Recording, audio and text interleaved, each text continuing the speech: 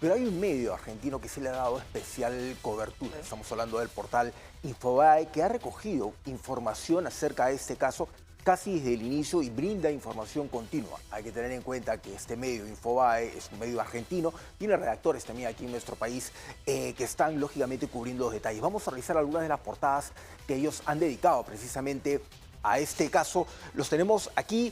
Pide, lógicamente, en primer lugar, el caso Lizeth Marzano. Abogado pide la atención preliminar de Adrián Villar por una presunta manipulación de la evidencia. Más o menos lo que estabas conversando con el especialista que nos estaba acompañando. Julio Mendoza, el defensor legal de la familia Marzano, afirmó que este joven de 21 años debería ser detenido para que así no pueda seguir obstruyendo la acción de la justicia. Ojo, que esa declaración, recogen ya el tema de obstrucción de la justicia.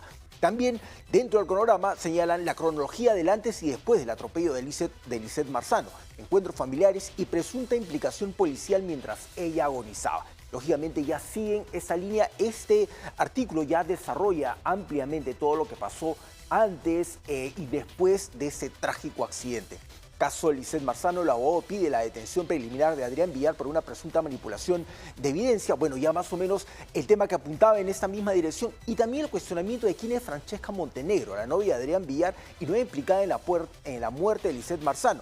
Esta joven creadora de contenido, que probablemente estaba dentro de este vehículo, y aquí es donde se empiezan a analizar cuáles fueron los motivos por los cuales este joven pierde el control del vehículo o simplemente no se da cuenta. Si es que estaba yendo a mucha velocidad, si es que estaba discutiendo, si es que estaba conversando, si se quedó dormido, si estaba viendo el celular. Ya son muchas variables que obviamente no se pueden determinar porque no hay una cámara dentro del auto. Pero sí es evidente que sigue una trayectoria que no es una trayectoria normal. O sea, maneja, como bien señala el especialista, él recién se da cuenta después del impacto, después del accidente. Y obviamente porque el auto sube a la vereda. Y recién ahí él gira el volante del auto sin bajar la velocidad y huye.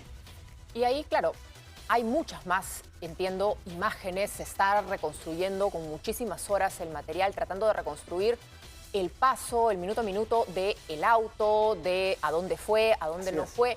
Y ahí es donde se van a empezar a tejer algunas versiones, porque tú bien lo dices, de pronto ya todo parece sospechoso, porque claro, aparece la pareja o la novia o la exnovia, ya no sabemos exactamente en qué estatus de la relación están, pero dice, yo le dije que se entregue, yo no tengo nada que ver, yo no estaba, pero ¿por qué no sospechar?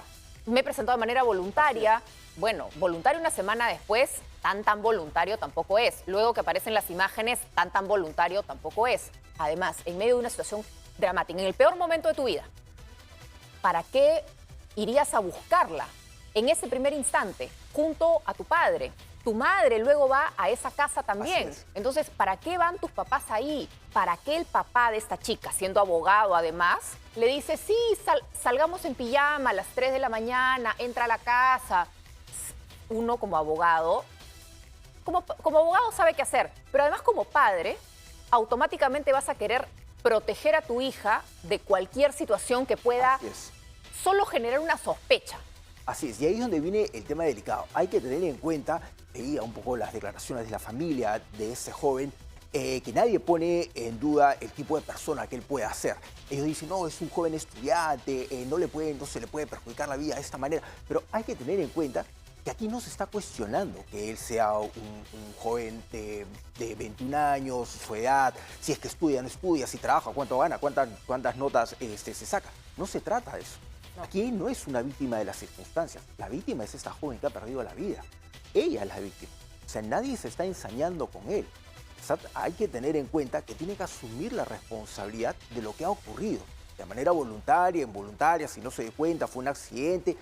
Ya se ha observado, como bien señalaba el especialista, que no hay una falla mecánica en el auto. O sea, no es un tema de que perdió el control porque se malogró la dirección, porque después se ve que él logra enrumbar el vehículo. O sea, después del impacto de subirse a la vereda se da cuenta, gira el timón y todo funciona normalmente.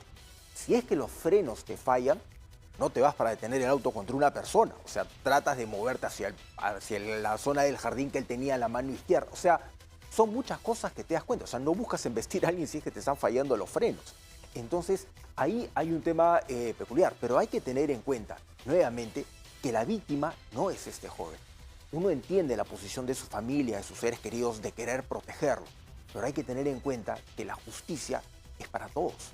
Y que así como ellos están preocupados, también hay una familia angustiada, golpeada por esta pérdida, que pide justicia. O sea, lo único que piden es justicia, no Claro. otra cosa. Y que sienten que la justicia no llega. Así es. Porque empiezan a descubrir estos videos, se entiende, hay muchos otros videos más, no sabemos exactamente en qué circunstancias.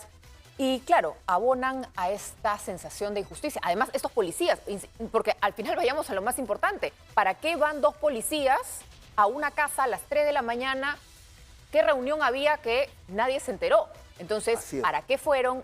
Estando en un periodo de flagrancia, la policía supuestamente se había enterado viernes quién era el que manejaba, el miércoles, lo habían avisado a la fiscalía también, pero resulta que parece que el mismo día sabían quién era el que manejaba. Así es. Son Entonces, situaciones irregulares que te hacen dudar de un procedimiento normal, de un procedimiento como se tiene que realizar. O sea, tú dices, pero ¿para qué fueron? O sea, fueron a su casa.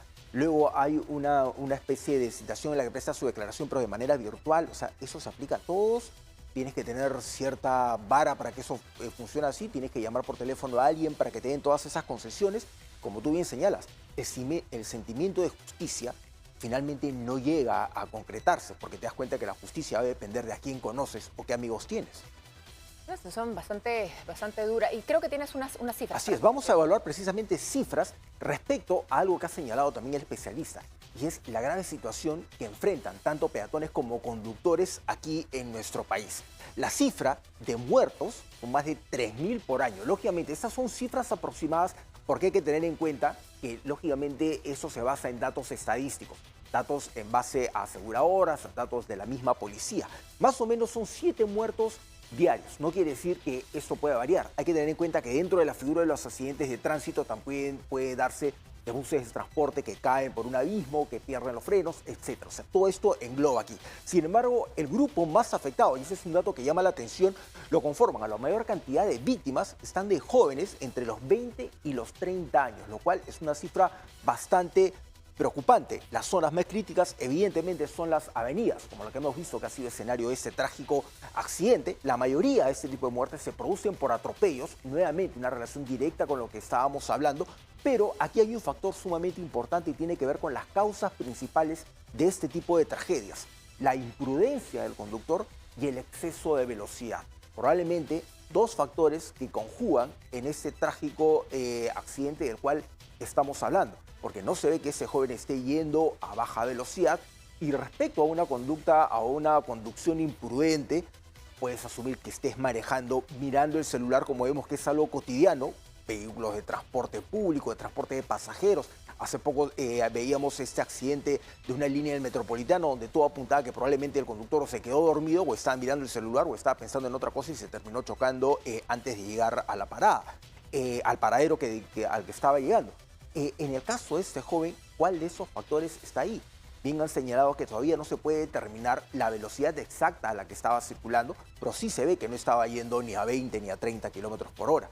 Ahora, ¿cómo es que se desvía? Estaba mirando el celular, se empezó a quedar dormido, se pestañeó, venía discutiendo, conversando con alguien. ¿Qué fue lo que ocurrió? Eso todavía no queda del todo claro, ¿no? No queda del todo claro porque en su testimonio, en esta manifestación que rinde, reserva su derecho a guardar silencio hasta que la Fiscalía acepte en todo caso un pedido de conclusión anticipada.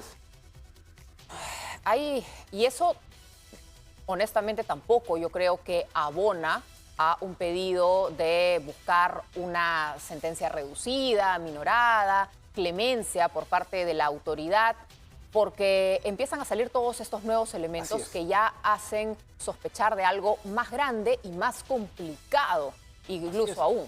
Enturbia mucho el proceso y hay que tener en cuenta un detalle sumamente importante, y ya para concluir con este tema.